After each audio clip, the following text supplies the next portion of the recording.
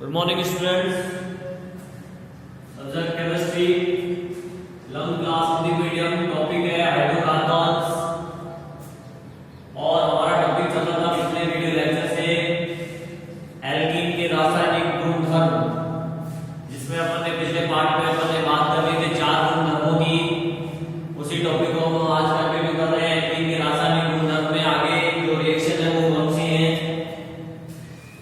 तो 5वीं जो रिएक्शन चलेगी 4 के बाद में 5 नंबर आएगा हाइपो क्लोरस का संयोजन। हाइपोक्लोरस क्या होता है? हाइपोक्लोरस होता है HOCl। HOCl को क्या बोलते हैं? हाइपोक्लोरस बोलते हैं HOCl को। तो इसी का अपन को क्या करवाना है? एडिशन करवाना है, इसका संयोजन करवाना है किसमें? एल्कीन के अंदर। तो देखिए ये एल्कीन हो गया CH2 डबल बॉन्ड CH2। यहाँ चाहे तो आप ये ऐसे लिख सकते हो CH3 प्रोपीन ले सकते हो एग्जांपल में। तो जब ये डबल बॉन्ड ब्रेक होगा, एक पाई बॉन्ड ब्रेक हो जाएगा यहाँ पे हाइपोक्लोरस को HCl, ठीक है। तो इसमें से जो OH ग्रुप है नेगेटिव, ये तो आ जाएगा यहाँ पे, ये आ जाएगा कम नेगेटिव, इसलिए यहाँ पे मानों कॉम्बिनेशन के अनुसार तो ये हो जाएगा CH3 CHOH CH2 Cl।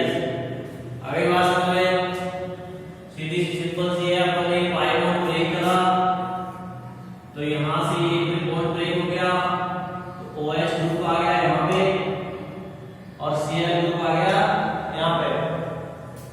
इसके बाद में छठी रिएक्शन है 6 नंबर। 4 नंबर में हम सहयोग करेंगे हाइड्रोजन साइनाइड का। हाइड्रोजन साइनाइड का संयोजन। तो हाइड्रोजन साइनाइड का संयोजन देखिए, हाइड्रोजन साइनाइड आप जानते हो HCl होता है। तो HCl का संयोजन करना है अपन को CH3CH double bond CH2 alkene अपन ने ले लिया। HCl का संयोग करना है प्लस HCN। तो इसमें ये नेगेटिव पार्ट है, पॉजिटिव पार्ट है। तो नेगेटिव पार्ट जाएगा कहां पे? यहाँ पे, और पॉजिटिव पार्ट जाएगा कहां पे? यहाँ पे। ये बॉन्ड जब ब्रेक होगा, पाई बॉन्ड, जब ये पाई बॉन्ड ब्रेक होगा तो ये हो जाएगा आपका क्या? CH3CHCN आ गया यहाँ पे, और यहाँ पे CH3 हो जाएगा, एक H आगे जुड़ गया। तो ये आपका हो गया हाइड्रोजन साइनाइड का एडिशन। अब हम बात करेंगे एसिटिक एसिड का संयोजन। 7वीं रिएक्शन है कार्बोक्सिलिक एसिड बोल दो, एसिटिक अम्ल का संयोग। तो एसिटिक अम्ल का संयोग करना है अपन को। तो देखिए ये अपन ने ले लिया alkene CH3CH double bond CH2 plus acetic acid ले लिया CH3C डबल OH। ये एसिटिक एसिड होता है। यहां से जब बॉन्ड ब्रेक होता है तो इसमें नेगेटिव और इसमें पॉजिटिव चार्ज आता है, क्या पता नहीं है? तो ये नेगेटिव पार्ट आ जाएगा आपका, ये पूरा का पूरा नेगेटिव पार्ट है जो कि आ जाएगा यहाँ पे, और ये H आ जाएगा आपका यहाँ पे। जब ये पाई बॉन्ड ब्रेक होगा तो देखिए रिएक्शन हो जाएगी CH3CH, यहाँ पे आ गया आपका negative part CO CH3, and यहाँ पे आ गया आपका पॉजिटिव पार्ट H। तो CH2 था, एक और H आएगा, CH3 हो जाएगा। क्लियर? तो 3 रिएक्शन ये है इसकी रासायनिक गुणधर्मों के अंतर्गत।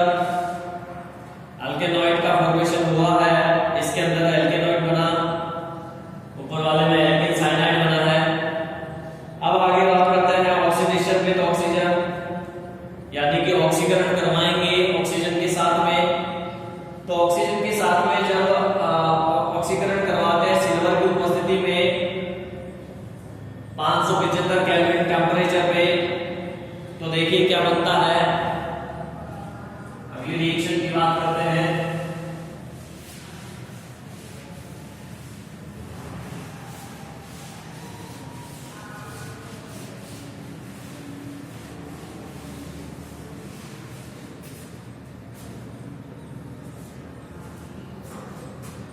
ऑक्सीकरण। 8 नंबर है ऑक्सीकरण। एल्कीन का ऑक्सीकरण करवाना है तो हमने यहाँ पे एथीन ले लिया CH2 डबल बॉन्ड CH2, इसका ऑक्सीकरण करवा दिया, ऑक्सीजन के साथ में क्रिया करवा के यानी कि प्लस O2। मुझे एक ही ऑक्सीजन परमाणु चाहिए, इसलिए मैं इसको एक ऑक्सीजन परमाणु O2 को मैं ऐसे लिख सकता हूं 1/2, इट मींस एक ऑक्सीजन परमाणु, ठीक है ना।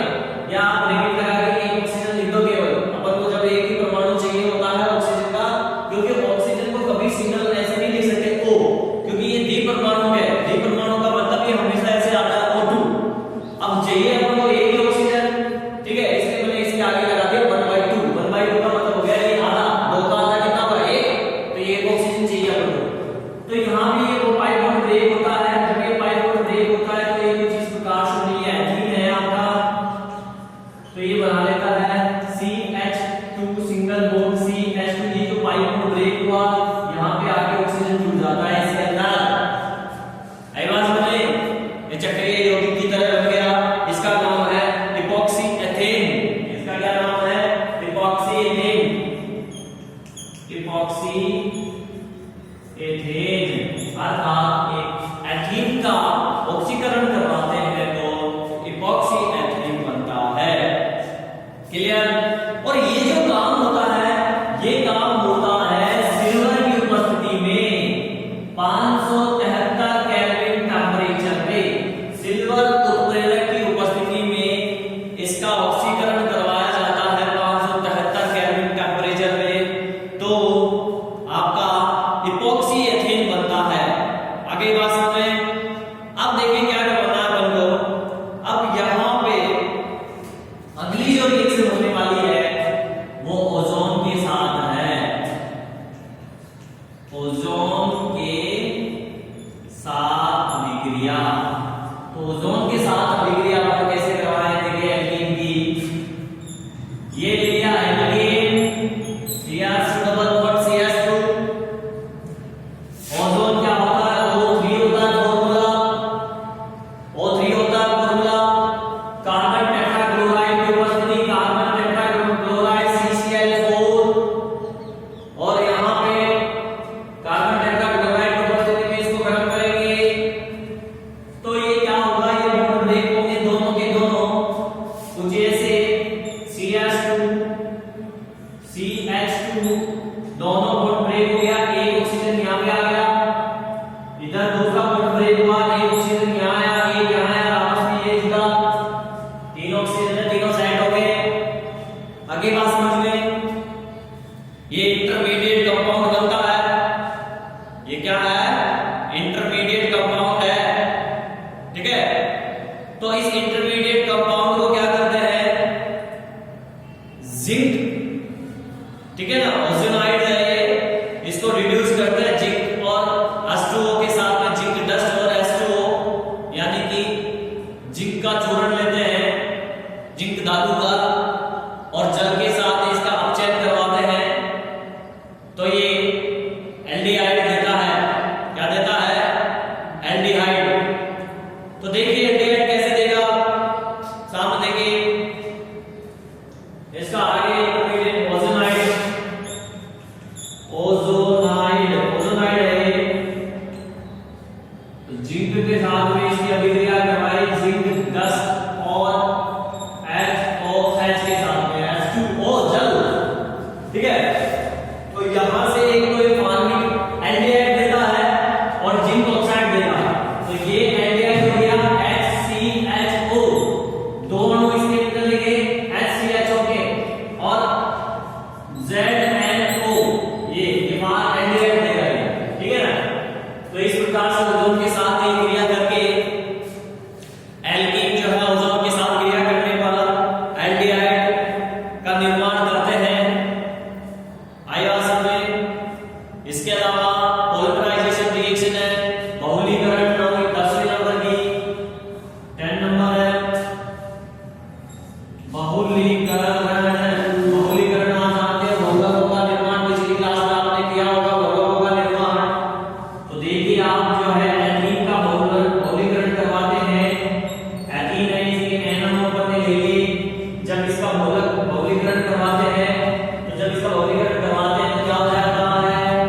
देखोगे CH2 सिंगल बॉन्ड CH2 और N आपस में बहुत सारे मॉलिक्यूल जुड़ते जाते हैं, एक लंबा बड़ा मॉलिक्यूल बना लेते हैं, बड़ा अणु का निर्माण हो जाता है जिसे बहुलक कहा जाता है और इस प्रक्रिया को बहुलीकरण कहते हैं। छोटे छोटे अणु आपस में मिलकर एक बड़े अणु का निर्माण करते हैं, इस प्रक्रिया को बहुलीकरण कहते हैं तथा बनने वाले अणु को बहुलक कहा जाता है।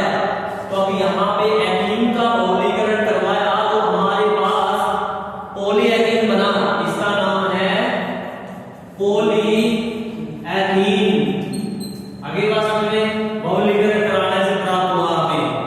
तो ये गुणधर्म थे आपके किसके, एल्कीन की। तो एल्कीन के टोटल मैंने आपको 10 गुणधर्म बता दिए हैं। अब इसके यूजेस की बात करें, इसके उपयोग कि कहाँ-कहाँ ये काम आता है, तो देखिए कहाँ-कहाँ काम आता है, आप सुन लीजिए। Preparation of ethyl alcohol and ethylene glycol, अर्थात एथिल अल्कोहल और एथिलीन ग्लाइकोल बनाने में काम आता है। इसके अलावा ऑक्सीजन के साथ में एथिलीन गैस को मिक्स करते हैं तो उसको यूज करते हैं वेल्डिंग करने में, किसमें, वेल्डिंग करने में। इसके अलावा आर्टिफिशियली जो ग्रीन मतलब कृत्रिम रूप से जो हरे फल होते हैं उनको पकाने में भी एथिलीन काम आती है। आई बात समझ में। और जो इसके निम्नतर जो सदस्य हैं वो फ्यूल के रूप में भी काम आते हैं। तो आपको उपयोग में समझ में आ गया। उपयोग में आपको क्या क्या समझ में आया, वेल्डिंग करने में काम आती है। मैं लिख देता हूँ यहाँ पे, चलो इसके जो जो उपयोग है तो शॉर्ट में मैं यहाँ लिख देता हूँ, आप नोट कर लीजिए।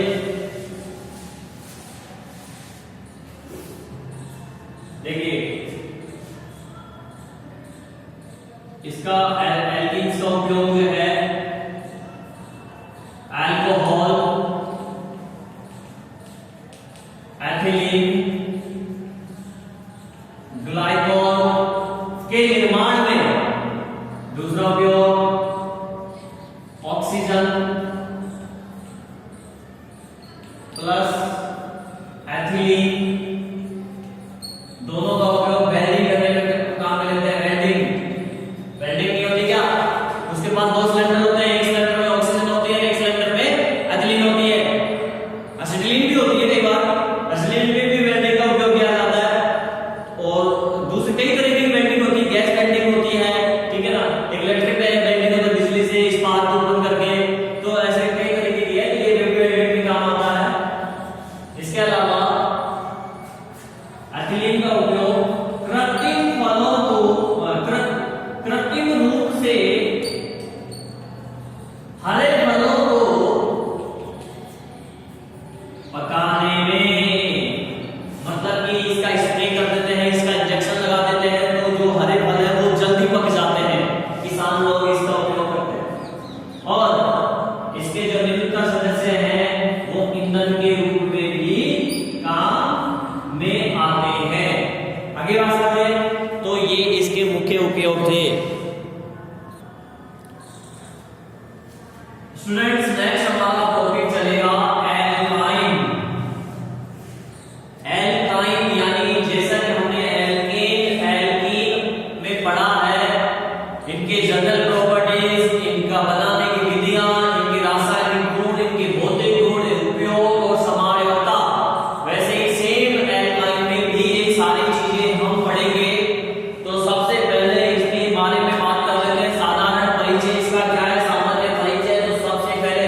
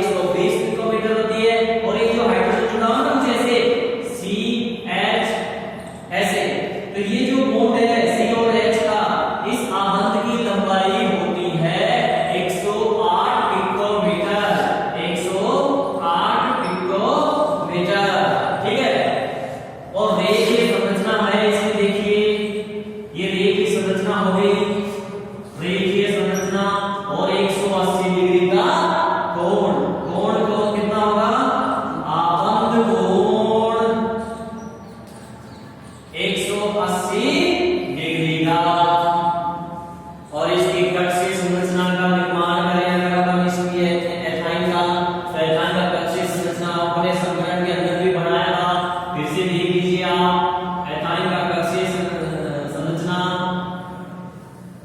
ये आपका पाई सीमा बॉन्ड बन गया, कार्बन कार्बन के मध्य है, इस कार्बन और इस कार्बन के मध्य सिग्मा बॉन्ड बन गया। और यहाँ पे ट्रिपल बॉन्ड है, ट्रिपल में से दो क्या होंगे, पाई आर्बन होंगे। पाई आर्बन हमेशा क्या होते हैं, ऊर्ध्वाधर विज्ञापन करते हैं, साइड वाइज पार्शियल विज्ञापन होता है। तो एक पाई आर्बन तो ये बन गया और एक पाई आर्बन ये बन जाएगा यहाँ से ऐसे, ये बन गया एक पाई आर्बन। ठीक है, तो एक सिग्मा दो पाई आर्बन बन गए, ट्रिपल बॉन्ड बन गया। और यहाँ पे दोनों तरफ एक एच है, एक एच यहाँ पे आ गया और एक एच यहाँ पे आ गया, ये दोनों सिग्मा बॉन्ड होंगे। ठीक है, अब संकरण की बात कर रहे हैं तो संकरण पहले अपन इसका निकाल चुके हैं, शॉर्ट नेक्स्ट देखिए आप, H C triple bond C H। इस कार्बन पे कौन सा संकरण होगा, कोई भी लोन पेयर नहीं है। यहाँ पे सिग्मा बॉन्ड, ये सिग्मा, ये पाई और ये पाई। संकरण के अंदर पाई आर्बन को काउंट नहीं करते हैं, तो H equal to lone pair 0 plus 1 2, दो सिग्मा बॉन्ड है तो H इक्वल टू क्या हो गया 2, 2 का मतलब S एक और एक B, यानी Sp संकरण होता है। इसमें कौन सा संकरण होता है, Sp संकरण।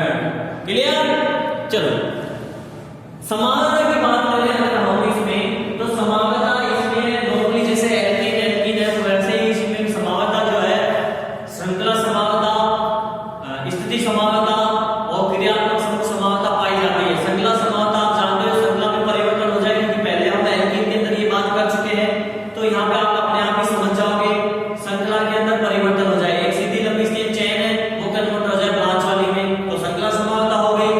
स्थिति समानता की बात करें अगर, तो स्थिति समानता के अंदर क्या होता है, जो ट्रिपल बॉन्ड की पोजीशन है, ट्रिपल बॉन्ड की जो स्थिति है वो बदल जाए। मान लीजिए ट्रिपल बॉन्ड 2 नंबर कार्बन में है, वहां से कहां चला जाए, 4 नंबर कार्बन पे चला जाए, तो स्थिति समानता हो गई। ठीक है, और क्रियात्मक समूह समानता के अंदर क्या होगा कि जो ट्रिपल बॉन्ड है वो कन्वर्ट हो जाए डबल बॉन्ड में, 2 डबल बॉन्ड बन जाए, एक ट्रिपल बॉन्ड से 2 डबल बॉन्ड बन जाए। आई बात समझ में, कुछ इस प्रकार की जो समानता होगी वो क्रियात्मक समूह समानता होगी। मैं एक एग्जांपल बता देता हूं कि कैसे, तो देखो 2 डबल बॉन्ड ट्रिपल बॉन्ड कैसे बना सकते हैं, यहां पे देख लीजिए आप, CH triple bond CH2 CH3 ये है। तो यहां से हम इसको ऐसे तो लिख सकते हैं, देखो एक डबल बॉन्ड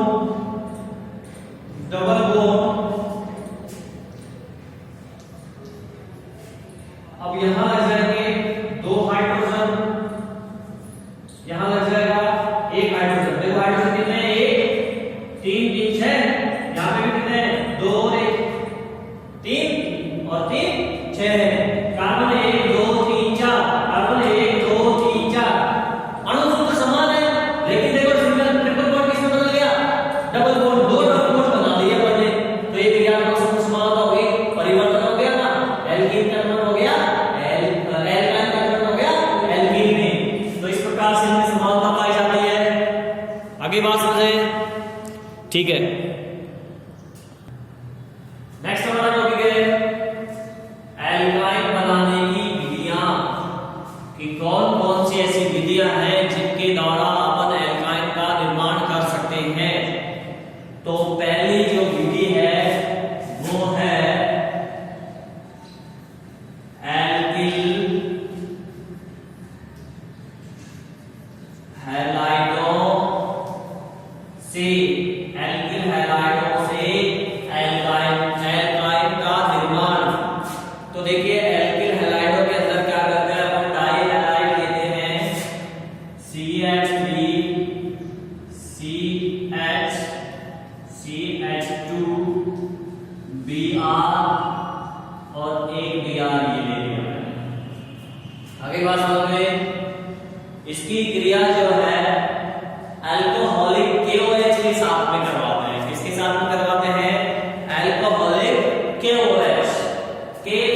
इस H को मैं यहाँ लिख दूं तो कोई दिक्कत थोड़ी है, 2 H है, 1 H को यहाँ लिख दूं कोई दिक्कत थोड़ी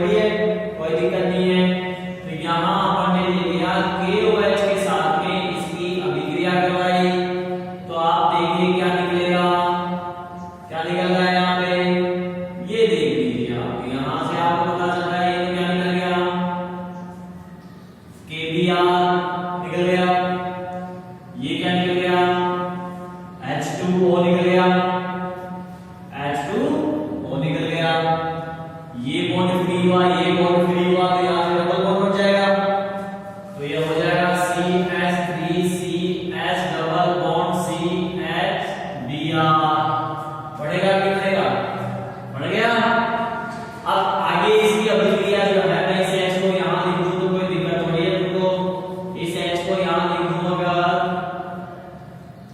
यहाँ लिख दूं तो कोई दिक्कत नहीं है। बात एक ही है क्योंकि कार्बन के चारों तरफ चार संयोजन संयुक्तता कंप्लीट हो रही है। अब आगे इसकी क्रिया सोनामाइड से करवाते हैं। सोनामाइड को लेता हूं, यहाँ लिख देता हूं NaNH2, ठीक है। तो जब ये इससे क्रिया करवाते हैं तो यहाँ से निकल जाता है NaBr इसमें से निकल गया, और ये H और ये NH2 दोनों मिल जाते हैं तो क्या निकल गया, NH3, ठीक है नहीं। और अब बच गया ये बॉन्ड फ्री हुआ ना यहाँ पे, और यहाँ पे ये बॉन्ड फ्री हुआ, तो डबल एक बॉन्ड डाल देगा क्या, तो ये बन जाएगा क्या आपका CH3 C triple bond CH, alkyne बन गया एल्काइन। इसका नाम होगा 2,3 प्रोपाइन। आगे बात समझ ले, नहीं आई तो पूछ लेना। चले आगे, अगला अभिक्रिया हमारा है टेट्राहेलोएल्केन से जो है निर्माण करेंगे अपन एल्काइन का। टेट्राहेलोएल्केन 2 नंबर की अभिक्रिया है, टेट्राहेलोएल्केन। मतलब 4 हेलोजन हो, तो देखिए इस अभिक्रिया के अंदर अपन ने लिया CH3 1122 टेट्रा, 4 लेंगे, 1 और 2 कार्बन पे, तो 2 यहां लेंगे, Cl लिया मैंने हेलोजन Cl, और 2 यहां ले लेते हैं, ठीक है ना, हो गया ना। पहले नंबर कार्बन पे 112 डाई और 2 नंबर कार्बन पे 22 डाई, टोटल 4 हुए, इसका नाम हो गया 1122 टेट्रा क्लोरो 1 2 3 प्रोपेन। आगे बढ़ ले, तो इसका नाम होगा 1122 टेट्रा क्लोरो प्रोपेन, ठीक है।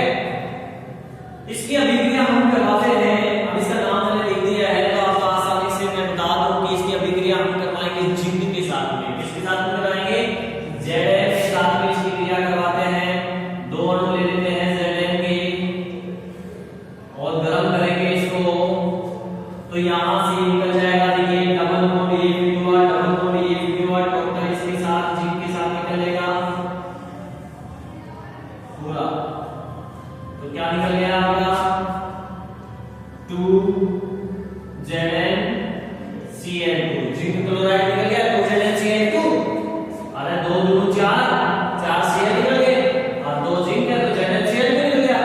अब देखो ये बॉन्ड फ्री हुआ, ये फ्री हुआ, ये फ्री हुआ, ये फ्री हुआ, दो बॉन्ड फ्री हुए तो डबल बॉन्ड बनेगा यहाँ पे, एक बॉन्ड पहले से है, डबल बॉन्ड और बन जाएगा, तो क्या आ जाएगा CH3C ट्रिपल बॉन्ड CH,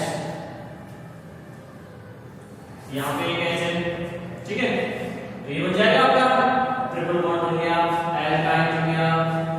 आगे बात समझे, तो इस प्रकार से इसमें एल्काइन का निर्माण होता है। आगे चलते हैं,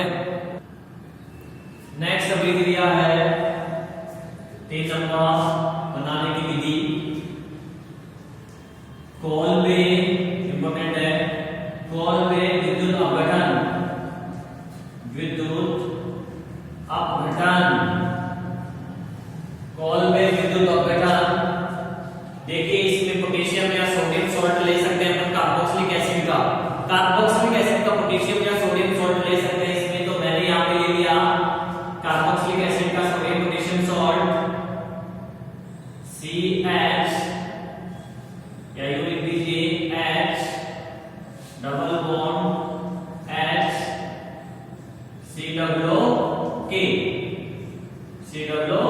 ओके, ये पोटेशियम सॉल्ट ले लिया मैंने, कार्बोक्सिलिक एसिड का।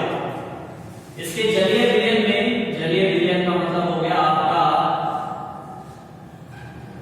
जल के साथ मिश्रण, विलयन बनाएंगे, विद्युत अपघटन करवाएंगे, वैद्युत अपघटन करवाएंगे, कैथोड और एनोड लगाएंगे। तो यहां से आपका ये निकलेगा, क्या निकला? CO2। कितने अणु? 2 अणु, 2 अणु आपके CO2 भी निकल गए, ठीक है कि एक ये रहा CO2, एक ये रहा CO2। आई बात समझे? यहां से ये निकलेगा 2KOH, KOH, KOH कितने अणु? 2 अणु। तो यहां लिख देता हूं मैं 2KOH। आगे बात समझे? एक ये निकल गया क्या? H2। तो ये निकल गया H2, ठीक है ना? ये दोनों तो प्राप्त हुए आपके कैथोड पे, और बचा क्या? CH, CH, और ये बॉन्ड फ्री हुआ, ये बॉन्ड फ्री हुआ, तो यहां बॉन्ड बच जाएगा ही नहीं आपको। तो यानी HC ट्रिपल बॉन्ड H बन गया एल्काइन, और ये दोनों हमें प्राप्त होते हैं एनोड पे। इसका अपघटन हुआ जिससे हमें एल्काइन का निर्माण हुआ, इसलिए सभी क्रिया को कोलवे विद्युत अपघटन बोलते हैं। कोलवे नामक वैज्ञानिक ने बताया था, इसलिए कोलवे विद्युत अपघटन कहलाती है। आई बात समझ में? अगली जो अभिक्रिया है बनाने की विधि, उसमें हम बात करेंगे प्रयोगशाला विधि। 4 नंबर है प्रयोगशाला विधि, अर्थात लैब के अंदर अगर हमें एल्काइन बनानी हो तो हम कैसे लैब के अंदर एल्काइन का निर्माण कर सकते हैं। तो देखिए, लैब के अंदर हम क्या लेते हैं? कैल्शियम कार्बाइड लेते हैं। कैल्शियम कार्बाइड होता है CaC2, कैल्शियम कार्बाइड होता है CaC2। ये कैल्शियम कार्बाइड है, इस कार्बाइड को मैंने ऐसे लिख दिया है डबल बॉन्ड C और ये ट्रिपल बॉन्ड, ठीक है? कैल्शियम कार्बाइड, इसका जल के साथ क्रिया करवाते हैं HOH, HOH, जल का अणु 2, तो एल्काइन का निर्माण हुआ। अब देखिए यहां से निकल गया alkyne, HC triple bond H, ये निकला है। बच क्या गया? CaOH, 2 OH है, CaOH का होल ट्वाइस, ये कैल्शियम हाइड्रोक्साइड, और ये आपका एल्काइन बन गया है। आगे बात समझे? ठीक है? तो ये थी एल्काइन बनाने की विधियां। नेक्स्ट वीडियो में अपन इसके